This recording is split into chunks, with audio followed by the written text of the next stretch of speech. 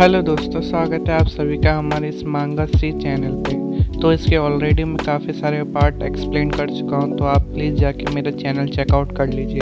तो इस वाले पार्ट में आगे हमें दिखाया जाता है जो हमारा ओजिन होता है वो उसी बंदे के सामने खड़ा होता है, और वो जो बंदा होता है वो उसे बता रहा होता है कि जो डार्क स्टार सोसाइटी है ये और एक ऑर्गेनाइजेशन है जो कि डार्क स्टार कॉन्स्टलेशन के द्वारा बनाई गई है, ऐसे वो बता रहा होता है। और इसी टाइम हमारा ओजिन बोलता है डार्क स्टार कॉन्स्टलेशन ये क्या है, ये बताओ मेरे को इसके बारे में। और वो बंदा बोलता है कि बहुत समय पहले जो सारे स्टार थे वो सारे ही डार्कनेस के अंदर छुप गए थे, तो तभी ये डार्क जो कॉन्स्टलेशन है ये वहाँ पे जन्म ली थी, और तब से ये कहलाए जाने लगी डार्क स्टार कॉन्स्टलेशन। इसी टाइम ओजिन जो होता है बहुत ही ज़्यादा गुस्सा हो जाता है और उसे अपने स्पेयर से मारने लगता है। वो बोलता है कि मेरे को ये कैसे पता चलेगा, ये जो तुम बता रहे हो मैं कैसे इसको समझूं, मेरे को बिल्कुल भी समझ नहीं आ रहा अगर तुम इसी टाइप से मेरे को समझाते रहे।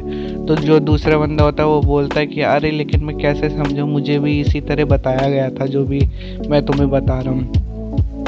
इसी टाइम ओजिन पूछता है कि मुझे बताओ तुम लोग कितने हैं और तुम्हारा बेस कहाँ कहाँ पर है। इसी टाइम वो बंदा बोलता है कि जो हम जहाँ पर है ना बैगन माउंटेन जहाँ पर है वहीं पे सबसे ऊपर जाके एक जो पुराने से बिल्डिंग है जिसे अब कोई यूज़ नहीं करता, उसी के अंडरग्राउंड वाले फ्लोर में जाके हमारी एक ब्रांच है, और वहाँ पे हम लोग कम से कम 50 लोग हैं, ऐसे वो करके बताते हैं। इसी टाइम जो ओजिन होता है वो बोलते हैं क्या तुम्हारी मेन ब्रांच कहाँ पे है, मुझे ये बताओ।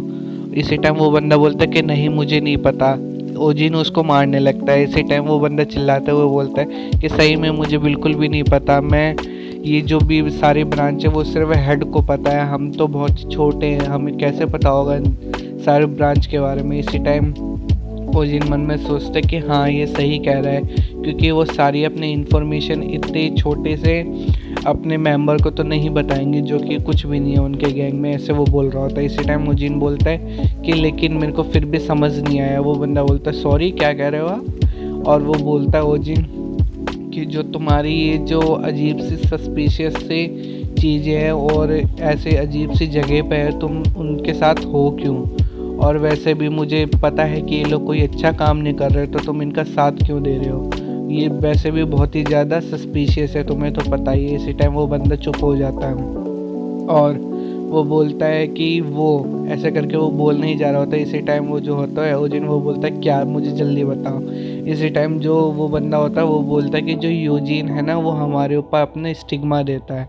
तो इसी टाइम ओजिन बहुत ही ज़्यादा हैरान हो जाता है। वो बोलता है क्या, वो अपना स्टिग्मा कैसे दे सकता है, बल्कि तो वो एक कॉन्स्टलेशन भी नहीं है, वो तो एक ह्यूमन है, ऐसे करके वो सोच रहा होता है। और वो सोचता है कि हाँ मुझे लगता है कि ये जो लोग हैं सिर्फ अपने स्टिग्मा के ही लालच में इस पे काम करते होंगे, इनके सस्पिशियस से ऑर्गेनाइजेशन के साथ काम करते होंगे, क्योंकि इस दुनिया में आजकल कोई भी एक दूसरे को मार सकता है, बल्कि अपने फैमिली मेम्बर को भी मार सकता है अवेकन बनने के लिए, ऐसा वो बता रहा होता है। इसी टाइम ओजिन बोलता है तो चलो ठीक है, इतना ठीक है, तो अब मैं अपनी चीज़ें ख़त्म करता हूँ। इसी टाइम वो घबरा जाता है, जो दूसरा बंदा होता है वो चिल्लाने लगता है कि रुको रुको प्लीज़ प्लीज़ मुझे मारो मत, ऐसे करके चिल्लाने लगता है। और वो बोलता है कि मेरे पास एक डॉटर है तो प्लीज़ मेरी लाइफ छोड़ दो प्लीज़। और वो बहुत ज़्यादा रोने लगता है और वो बोलता है कि मैं डार्क स्टार सोसाइटी में भी अपनी डॉटर की वजह से ही आया था, वरना अगर मैं मर गया तो जो मेरा चाइल्ड है वो डिसअपेयर हो जाएगा।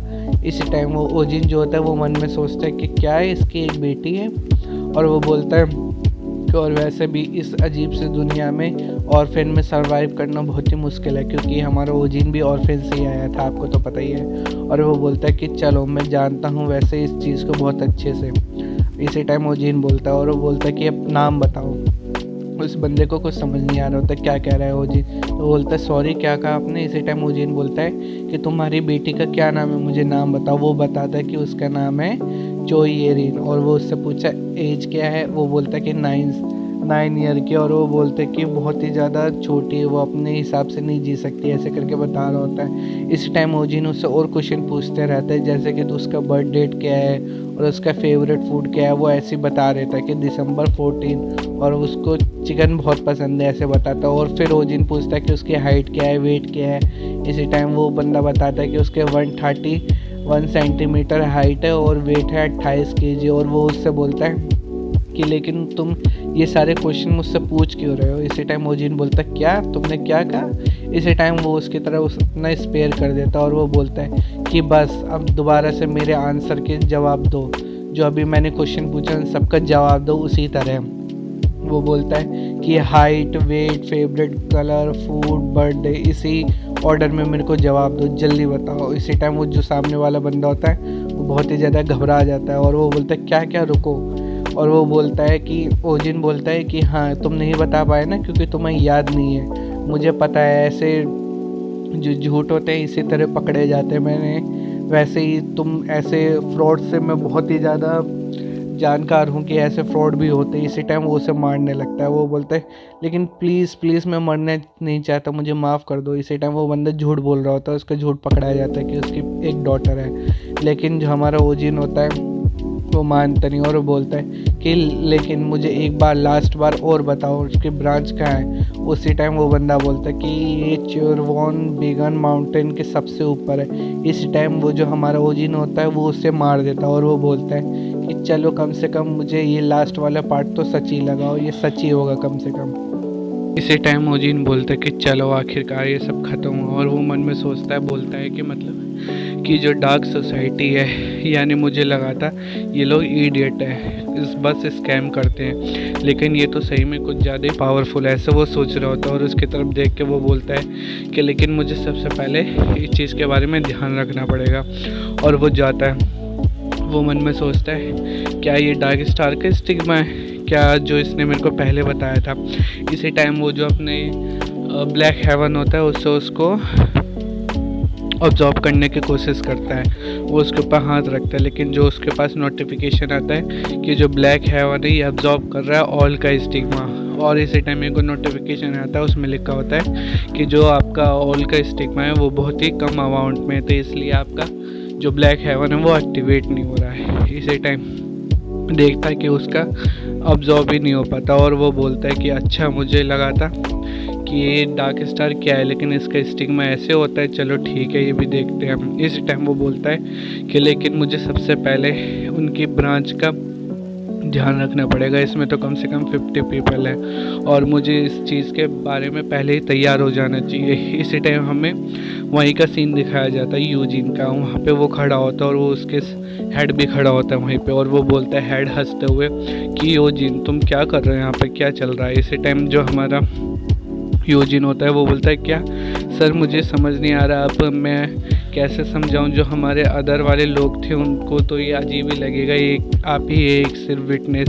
इसी टाइम वो गुस्सा हो जाता है, जो बड़ा उनका हेड होता है और वो उसको एक पावर खींच के मारता है, उसके कट भी लग जाता है गले पे यूजिन को और वो दर्द में तड़प रहा होता है। इसी टाइम जो हेड होता है वहाँ का वो बोलता है कि तुमने मेरे को बहुत डिसअपॉइंट करा है, लेकिन आगे से एक बार भी अगर तुमने मुझे डिसअपॉइंट करा तो मेरे को बिल्कुल भी अच्छा नहीं लगेगा और ये बिल्कुल भी अच्छा नहीं होगा। इसी टाइम यूजिन बोलता है जी सर बिल्कुल।